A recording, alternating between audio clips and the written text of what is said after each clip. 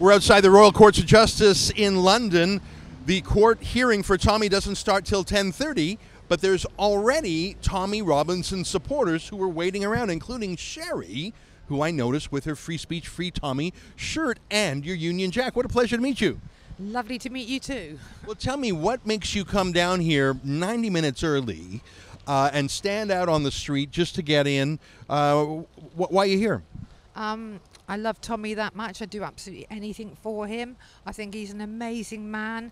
One of the only men now in this country that actually stands up for the British people. I can't think of anybody else, not anybody else, that actually is standing up for the British people. I have been getting lots of feedback in London on Tommy Robinson. Some people love him, some people hate him. What reaction have you received to wearing that shirt?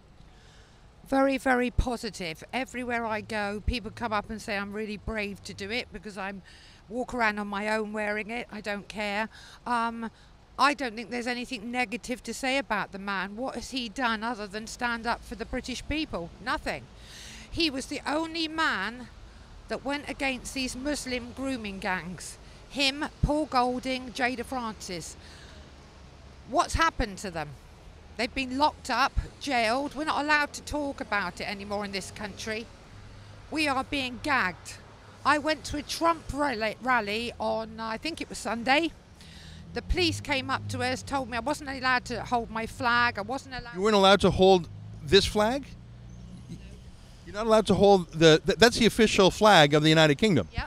It's the Union Jack. It's the Union Jack. And the police told you couldn't hold that. What did they say? They said you could only walk in twos. It was an incitement if you held up your flag. The flag's an incitement to whom? Who would be incited by that? To that I have no idea. And did you comply? No. No, you didn't comply. Did they threaten you in any way? I got stopped from walking down the road and I had to put my flag away. I kept on my T-shirts.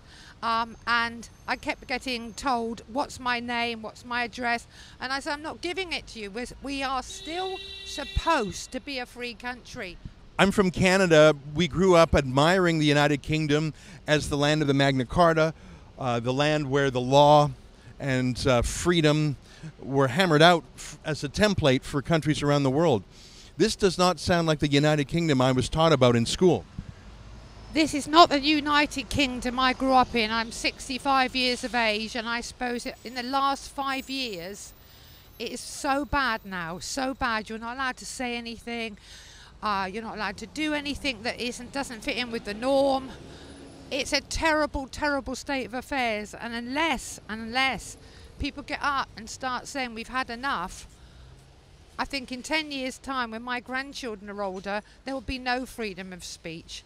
We will be completely taken over and we'll have to walk along like zombies. This is not a free country anymore. I promise you that. I don't know what Canada's like, but I promise you this is not a free country anymore.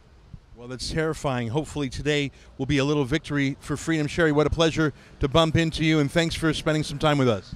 Thank you very much. Thank you.